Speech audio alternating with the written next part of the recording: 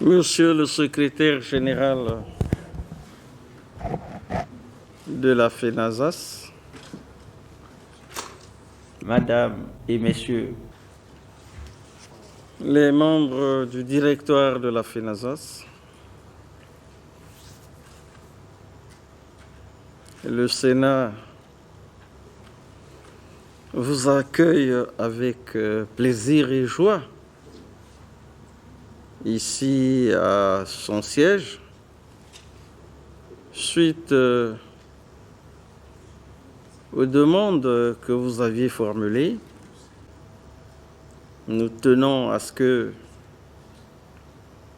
la quiétude des citoyens ne soit jamais troublée, que la paix soit consolidée au jour le jour. Et lorsque nous sommes face à une situation susceptible de mettre en cause la paix et la quiétude, nous devons de réagir avec promptitude. C'est pour cela que nous avons résolu de vous rencontrer aujourd'hui et je vais devoir vous passer la parole pour nous fixer sur l'objet de cette rencontre qui se tient, je l'ai dit si haut, je le rappelle, à votre initiative. Merci, à vous la parole. Le mobile qui nous amène ici, Général Président, vous savez que le secteur de la santé est en ébullition. Il y a des problèmes au niveau du secteur de la santé depuis 2016. Nous avons donc avec Madame la Ministre eu beaucoup de réunions, beaucoup de négociations, mais jusqu'à aujourd'hui, ces négociations n'ont pas abouti. Ils n'ont jamais abouti. Et au niveau du secteur de la santé, il y a plusieurs problèmes. Vénérable Président, au niveau de la santé, du ministère de la Santé, tout le monde est ordonnateur des fonds. Est-ce que là, il n'y a pas un détournement? Vénérable Président, est-ce que pour faire un coup d'État, il faut tenir l'arme? Je voulais accorder la parole aux sommes pour vous donner en détail tout ce qui se passe au niveau de la santé. Nous avons l'impression que les gens porteurs de la blouse blanche ne semblent pas être pris au sérieux. Faites excessivement attention. Malheureusement, comme d'ailleurs et comme tous les temps, ce qui fait que nous venons vers vous, on n'a jamais été écoutés. Est-ce que c'est parce que les gens profitent de notre sagesse? Est-ce que parce que les gens profitent de ce que nous ne sommes pas pour troubler le pays? Est-ce parce que ça n'arrange personne?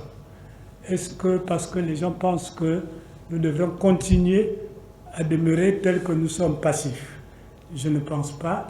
Nous avions dû faire une deuxième déclaration parce que détenant sur le terrain la réalité de ce qui se passait en dehors de tout ce qui se dit ou qui se disait à la télévision.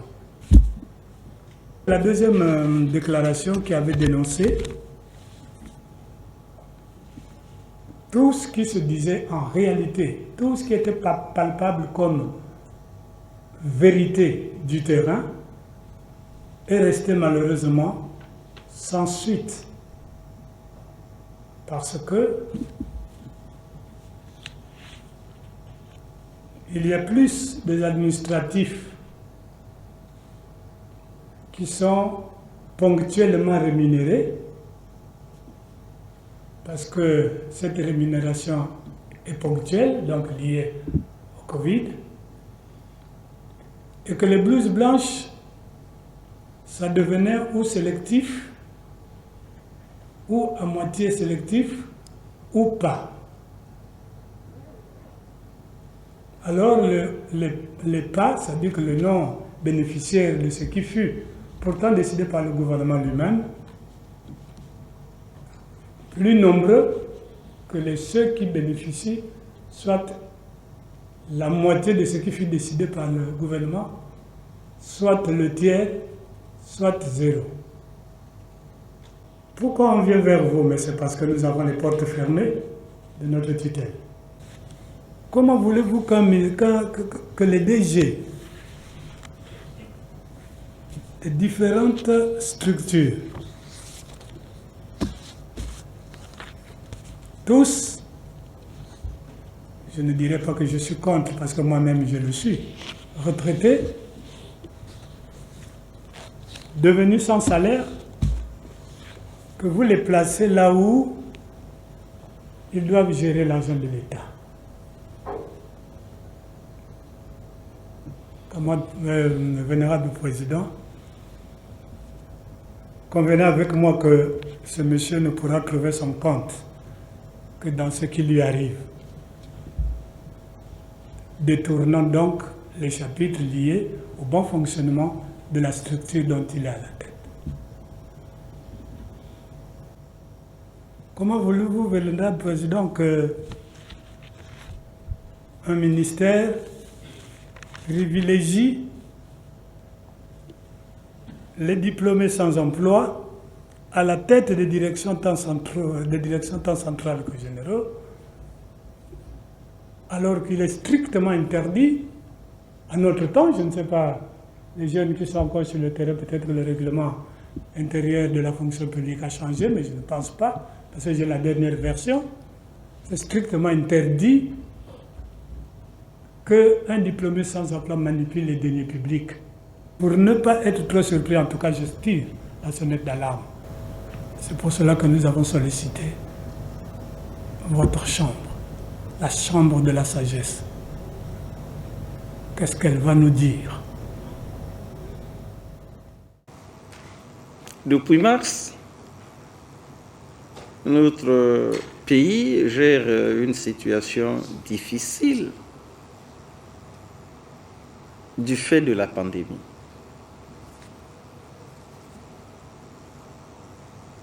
Vous avez suivi les appels incessants faits, que ce soit par le gouvernement, que ce soit par le Parlement. Nous en avons appelé à la conscience de ceux qui sont sur le front. Ceux-là, c'est d'abord vous. Ceux-là, c'est ensuite les agents de la force publique,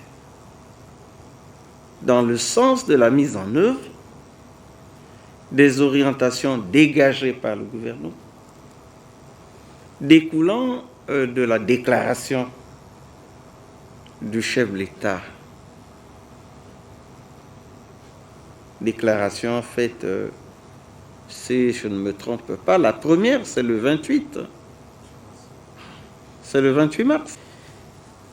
Nous en avons à tous les niveaux appelé au sens de responsabilité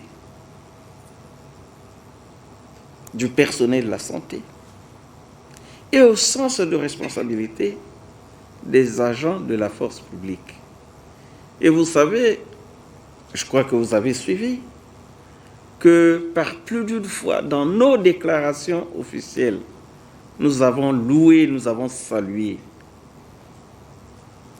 l'attitude qui a jusque-là été celle des agents de la santé. Et donc, vous avez posé la question de savoir que va nous dire la Chambre des sages. La Chambre des sages ne peut que vous dire de continuer sur la voie de la sagesse. Il y a certes des problèmes, mais c'est des problèmes qui doivent être gérés dans la maîtrise de nos passions. Continuez sur la voie de la sagesse. Vous avez échoué quelque part. Vous nous sensibilisez, vous nous mettez à contribution. Et nous nous devons aussi de jouer le rôle qui est le nôtre, pour que de part et d'autre, il y ait compréhension, il y ait disposition à collaborer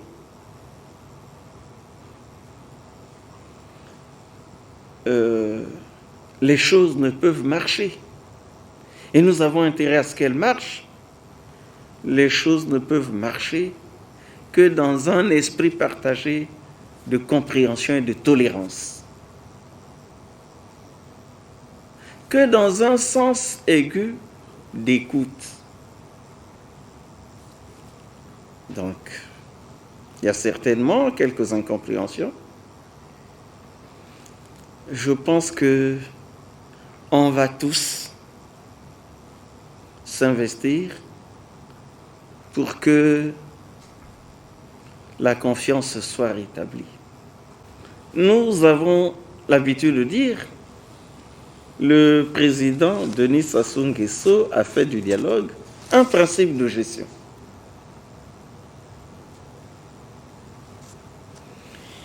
Et ceci n'est pas une fiction. C'est la vérité, vraie. Vous avez parlé du fonds Covid,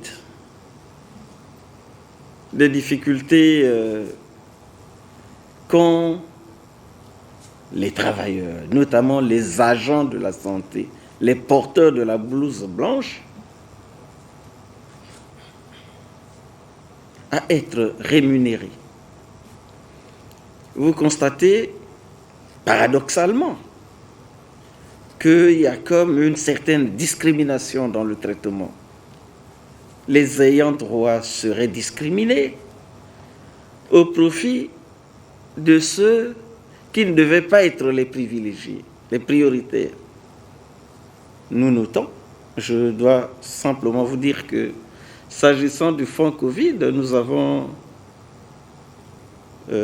mis en place des rapporteurs spéciaux qui ont fait l'investigation sur ce fonds. Ceci sans attendre votre plainte. Nous avons mis en place des rapporteurs spéciaux.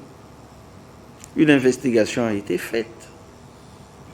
Nous allons exploiter les conclusions de cette investigation et on verra. S'il ressort qu'il y a une discrimination, il n'y a pas de raison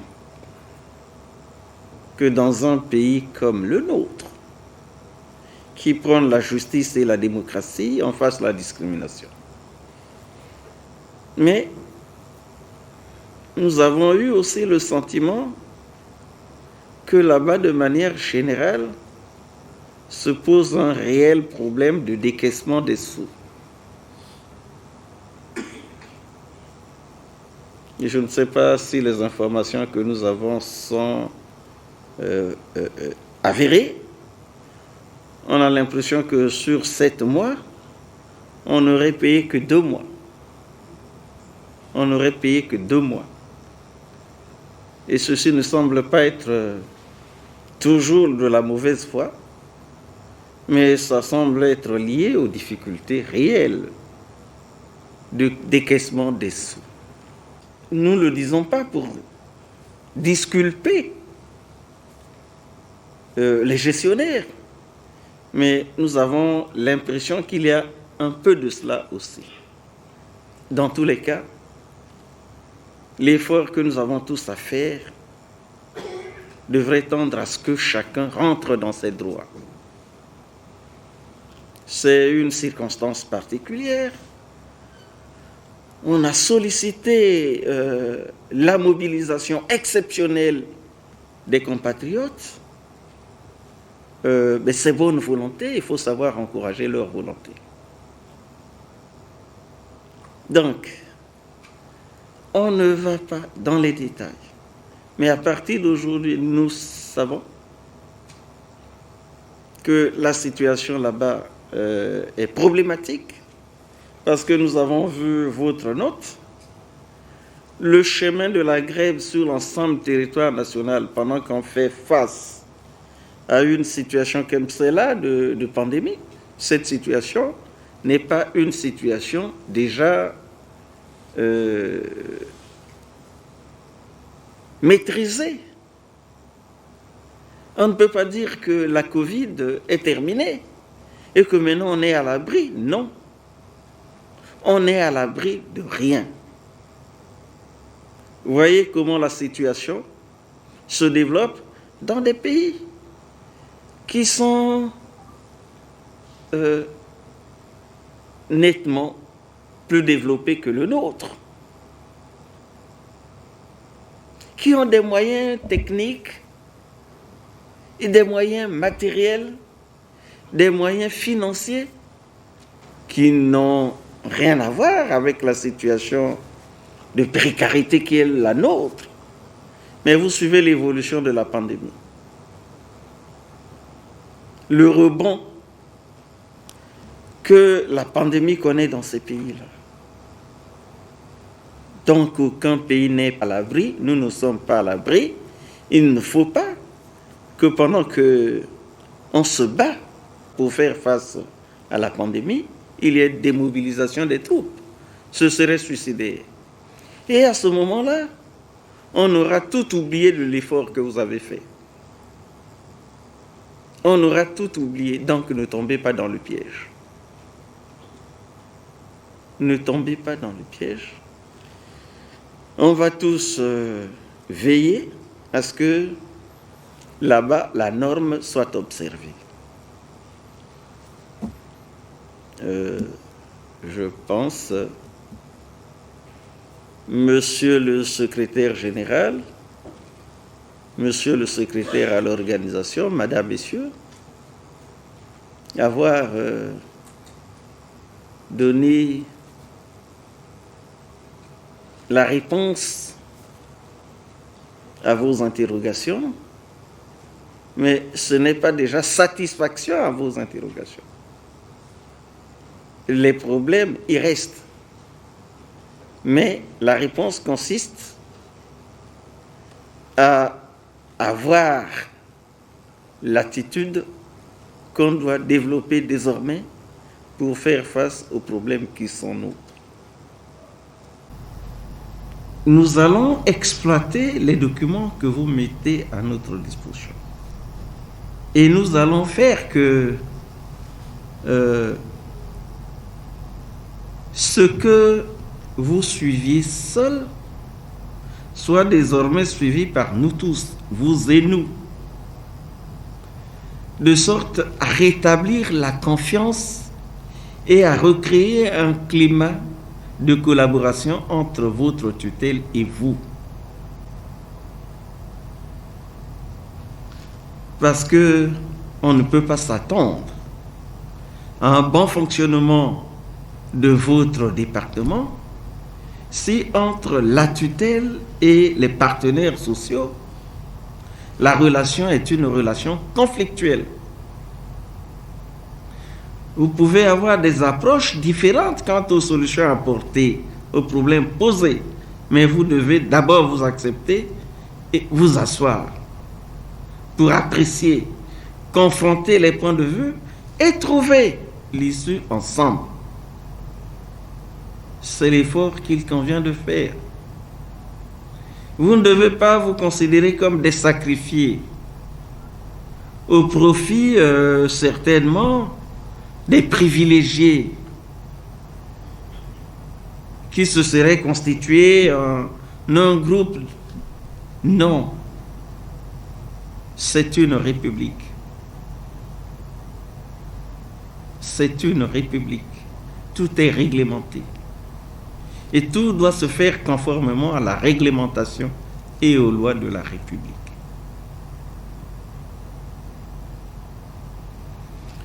C'est l'application de la règle et de la loi qui fait la force de l'autorité et qui fait la sécurité des citoyens. Et ceci devait et doit être absolument observé. Nous prenons notre posture de modérateur, de conseil et tout, pour éteindre le feu. Mais nous prenons aussi notre veste de parlementaire, donc de contrôleur, pour réagir face à un certain nombre d'actes posés et sur lesquels notre attitude est celle de la rigueur. Donc, soyez confiants, rassurez les autres sur ce que des initiatives vont être prises pour que la situation soit allégée dans une certaine mesure. Allégée. Donc, Monsieur le secrétaire général, Madame et Messieurs les dirigeants de la FENASAS, nous vous disons merci. Continuez le travail. Continuez de tenir les agents qui ne doivent pas commettre la maladresse de céder à la passion au moment où il ne convient pas. Mais qu'ils sachent que jusque-là, ils ont été responsables, ce qui a été salué, qu'ils restent sur cette voie de la responsabilité et de la sagesse.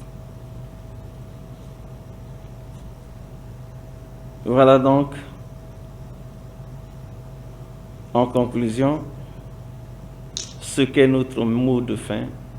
Nous vous disons merci et bon travail.